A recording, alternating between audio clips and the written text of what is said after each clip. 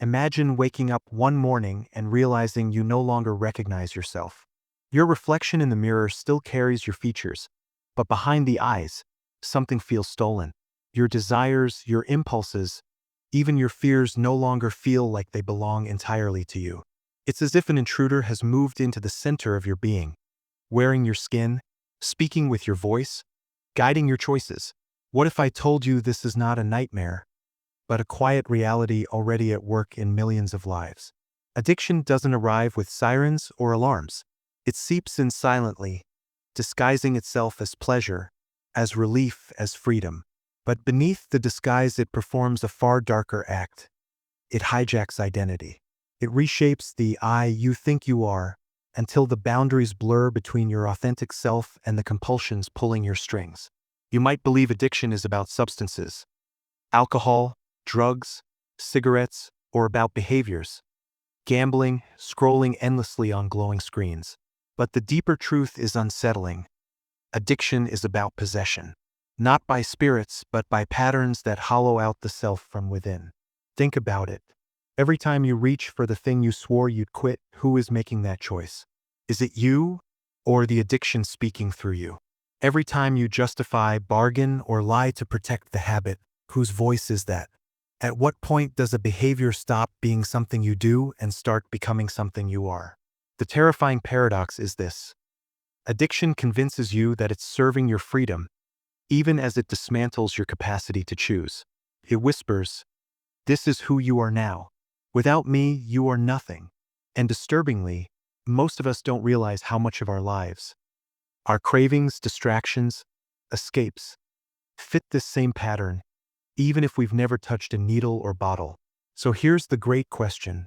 If addiction can rewrite your identity so subtly that you mistake its voice for your own, then what is your self? Really? Are you your habits, your cravings, your rationalizations? Or is there something deeper beneath all that?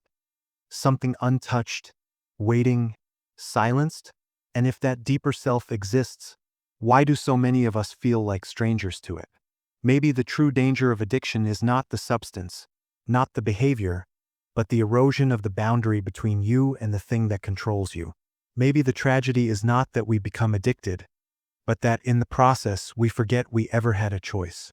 This question is not theoretical. It is urgent, because whether your chains are forged by chemicals, pixels, money, status, or approval, the mechanism is the same. Addiction takes root in the psyche, reshaping the architecture of desire, hijacking reward circuits, bending your perception of reality until what enslaves you begins to feel like your very identity. So again, who are you really? The one craving, or the one watching the craving? Somewhere in this tension lies the truth, but it is not an easy truth to face. Because to ask, who am I, beyond my addictions, is to risk discovering that much of the life you've built may have been authored not by you, but by the compulsions whispering beneath your thoughts. And this is where our journey begins. The hidden problem and its psychological roots. If addiction is capable of hijacking identity, the obvious question is, how does it succeed? Why is the human psyche so vulnerable to this theft? The answer lies in something older and deeper than any drug, screen, or vice. Addiction thrives not because substances or habits are irresistible, but because the human mind is built with fault lines, cracks in which dependency takes root. Carl Jung once said, "Every form of addiction is bad, no matter whether the narcotic be alcohol or morphine or idealism." Notice his last word, idealism. Jung wasn't merely talking about substances, he was pointing to a deeper vulnerability. Our identities are not solid.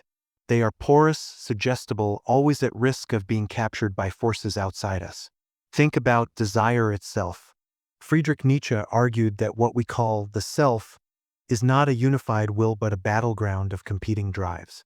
You are not one sovereign I, but a parliament of instincts, urges, fears, and hungers, each vying for dominance. Addiction doesn't create this chaos. It exploits it. It finds the strongest craving, amplifies it, and convinces the rest of the psyche to serve it. But the roots go deeper still. Arthur Schopenhauer described human life as enslaved to the will, a blind, irrational force of endless striving. We don't desire because we choose to.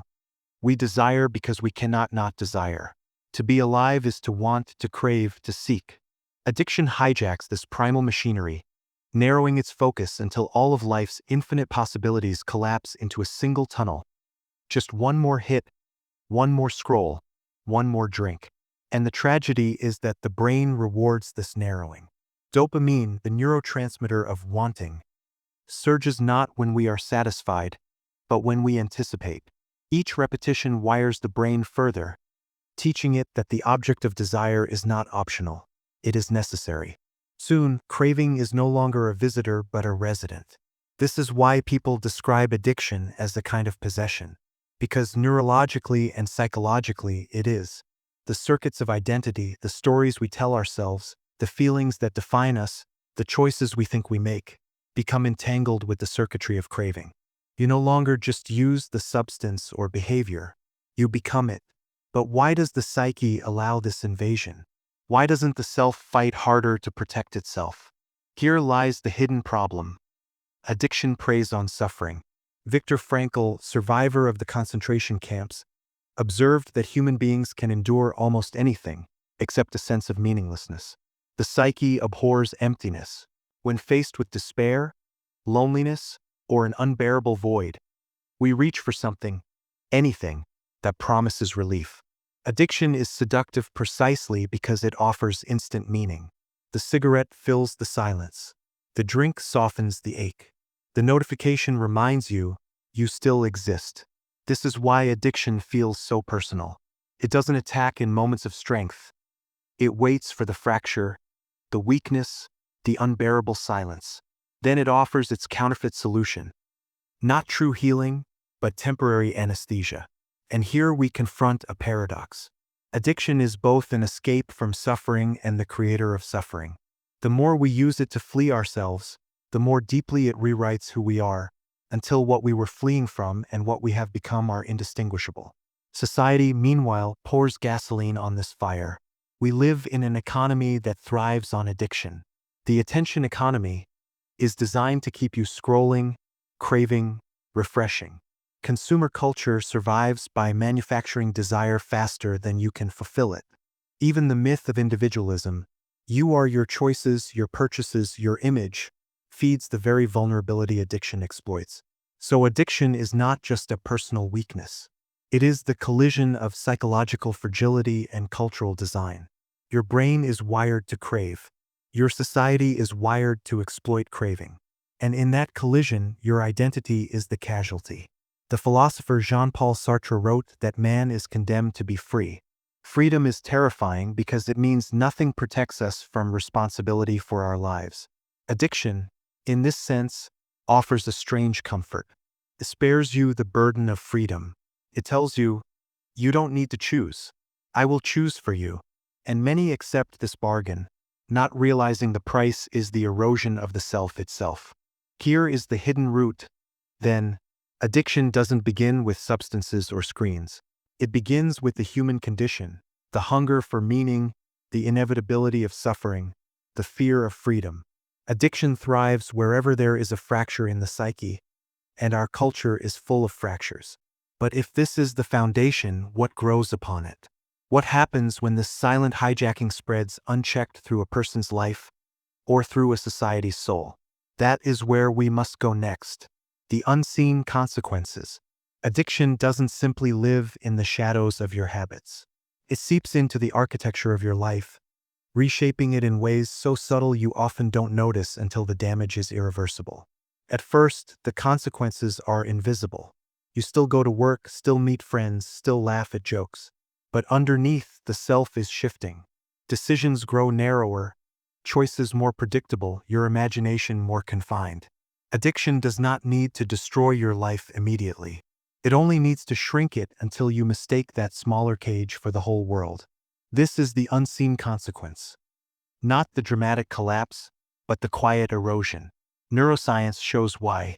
Each repetition of the addictive behavior strengthens neural pathways until they dominate the map of desire. The brain learns to assign disproportionate value to the addictive object. Everything else, relationships, creativity, purpose, fades into grayscale. Soon, your life revolves around a single axis, and the rest of existence bends around it like planets around a black hole. But here's what's more unsettling. This process doesn't only warp desire, it warps identity itself. You no longer say, I sometimes drink. You say, I am a drinker. You no longer scroll because you want to, you scroll because you can't not. The line between action and identity collapses. The habit becomes the lens through which you interpret the world and yourself. Psychologists call this identity fusion. What was once an external behavior becomes internalized as who you are. And once identity fuses with addiction, breaking free feels like tearing off your own skin. This is why people say quitting feels like death, because, in a sense, part of the self must die. The philosopher Kierkegaard described despair as the sickness unto death, a condition in which the self becomes estranged from itself. Addiction is one of despair's most effective disguises. It numbs the pain of estrangement while deepening it. It makes you feel temporarily whole while hollowing you out from within. But the consequences don't stop at the individual. Society itself bends under addiction's weight. Think of attention. Every glance at a glowing screen is harvested, monetized, turned into profit for corporations that understand your cravings better than you do.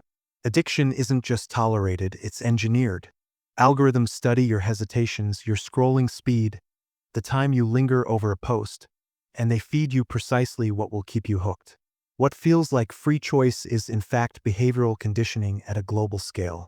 And so we become a culture of compulsions, a society of fractured attention spans, unable to sit still, unable to be present, unable to face silence without reaching for stimulation. Addiction doesn't just shape individuals, it sculpts the collective psyche.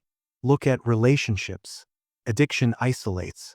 It makes the object of desire a higher priority than connection. Conversations are interrupted by glances at phones. Dinners dissolve into drinks. Love is replaced by dependency. Slowly, addiction teaches you to treat people as obstacles or enablers, rather than as souls. Look at meaning. Addiction replaces purpose with pursuit. Instead of working toward long-term fulfillment, you chase the next hit of relief. The future collapses into the urgency of the present craving. And a life without future is not a life, it is a loop. These are the unseen consequences. The narrowing of imagination, the erosion of relationships, the shrinking of freedom, the distortion of time itself. And because they happen gradually, they are harder to resist. A cage that closes suddenly sparks rebellion. A cage that closes one bar at a time convinces you it was always that small. The most chilling consequence, however, is this: addiction teaches you to love your prison. You defend it. You rationalize it. You fear losing it more than you fear losing yourself. This is why people protect the very habits that are destroying them. Because the addiction has rewritten their self-concept so deeply that to let go feels like annihilation. And so millions live lives that are not their own. They move through the world thinking they are free, when in fact they are bound by invisible chains. Chains forged by their own neural circuits, reinforced by culture, disguised as desire. This is why addiction is not just a personal issue but a philosophical one. It forces us to confront the most terrifying possibility: that much of what we call the self may be nothing more than a pattern of conditioning. That our identities, which feel so solid, may in fact be fragile constructions, vulnerable to hijacking, corruption, possession. If this is true, then what does freedom mean? Is it even possible to reclaim a self once it has been fused with addiction? Or are we condemned, as Schopenhauer feared, to be forever enslaved to the blind forces of craving? These questions cannot be ignored, because to ignore them is to remain in the loop, defending the very chains that bind you. And so the urgency grows. If addiction can hollow out the self so completely, if it can reshape not only individuals but entire cultures, then the only path forward is rebellion. But rebellion against what? The substance? The screen? Or something far deeper, the very machinery of desire itself? That is where we must go next. The rebellion. How to break free, tightened. If addiction is a silent hijacking of the self, then breaking free is nothing less than rebellion. But rebellion cannot begin with half measures. You cannot politely negotiate with a force that has rewritten your desires. You cannot bargain with a thief who already lives inside your house. The first act of rebellion is recognition. To see clearly that the voice urging you toward the next drink, the next scroll, the next purchase, is not you. It is a pattern, a circuit, a program, a parasite that has convinced you it is you. This recognition sounds simple, but it is revolutionary. Because once you see the craving as an intruder rather than your own essence, a sliver of distance opens up between you and it. That distance is the seed of freedom. Philosophers across centuries have hinted at this inner separation. The Stoics taught that you are not your impulses but the watcher of impulses. Buddhism speaks of the witness, the observing awareness untouched by craving. Modern psychology calls it metacognition, the ability to notice thoughts without becoming them. Rebellion begins here, in the refusal to collapse identity into desire, in saying, I feel the craving, but I am not the craving. But recognition alone is not enough. Addiction is cunning. It will disguise itself, rationalize itself, whisper promises of relief. To counter this, rebellion must be active, not passive. You must reclaim agency by building habits that strengthen the true self and weaken the parasite. Consider silence. Addiction thrives on noise, constant stimulation, constant escape. By sitting in silence, even for minutes, you confront the emptiness addiction feeds on. At first, the silence feels unbearable, like standing on the edge of an abyss. But stay long enough, and you begin to hear another voice. The voice beneath the cravings, the one addiction tried to bury. Consider ritual. Where addiction narrows life into compulsive loops, ritual expands it into meaning. Morning routines, mindful breathing, even the simple act of drinking water with intention. These are rebellions, because they remind the psyche that not all repetition is enslavement. Some repetition is liberation. Consider truth-telling. Addiction thrives on lies. Just one more. I can stop whenever I want. This is who I am. Speaking the truth, even to yourself, fractures the illusion. Saying aloud, this is destroying me. This is not who I am, is not weakness. It is the first weapon against possession. And perhaps most importantly, consider meaning. Viktor Frankl wrote that those who survived the camps were not the strongest, but those who had a purpose beyond themselves. Addiction hollows out purpose, leaving you chasing only the next moment of relief. Rebellion means replacing that counterfeit with something real. Love, creation, service, growth. Without meaning, freedom collapses into emptiness, and emptiness invites addiction back in. But rebellion is not only personal. It is also cultural. To live in an economy designed to exploit your cravings is to live in occupied territory. Every app, every advertisement, every notification is an attempt to colonize your attention. To rebel is to resist, not by rejecting technology or pleasure outright, but by reclaiming sovereignty over how they are used. Turning off the endless scroll, deleting what enslaves you, refusing to be a commodity. These two are acts of rebellion. Of course, rebellion has a cost. Addiction will not leave quietly. It will scream, bargain, threaten. You will feel as if you are killing a part of yourself, and in truth you are. You are killing the false self that addiction built in your image. That death is painful, but it is also sacred. Because in its ashes, the authentic self can emerge. History is filled with examples of such rebirth. The mystic who renounces wealth to find truth. The addict who transforms suffering into art. The survivor who rebuilds a life of meaning from the ruins. These stories remind us that rebellion is not only possible, it is profoundly human. And yet, the deepest rebellion is not against substances, not against technology, not even against society. It is against the illusion that you are nothing more than your cravings. True rebellion is remembering, you are not the parasite. You are the one who can choose. When you stand in that truth, even for a moment, the cage begins to crack. Freedom does not arrive all at once. It arrives in increments, in choices, in breaths taken with awareness. Each act of refusal is a declaration. I am still here. I am not owned. This is the path of rebellion. It is not easy, but it is the only path worth walking. Because to remain enslaved is not to live. It is to exist as a shadow of who you are meant to be. But rebellion leads somewhere greater. Beyond the struggle, beyond the death of the false self, lies something astonishing. A realization so profound it reframes everything we've explored. A truth that doesn't just break the chains, but dissolves the illusion of chains altogether. That is where we go next. The ultimate truth. The final realization.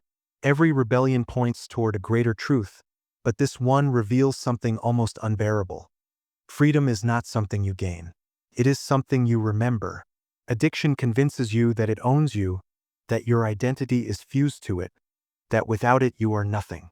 But this is the greatest illusion. The self-addiction hijacks is not the deepest self. The cravings can possess your habits, your thoughts, even your sense of who you are, but they cannot touch the core of your being.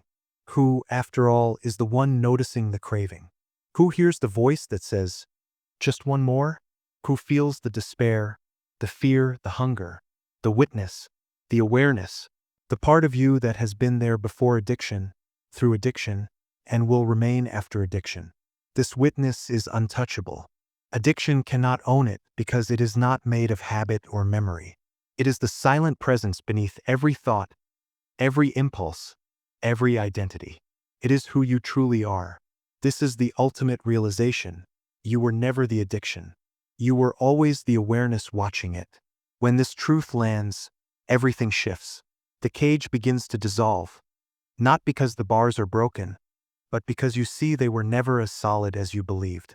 Addiction thrives on identification, on your belief that I am this craving, I am this compulsion, I am this self.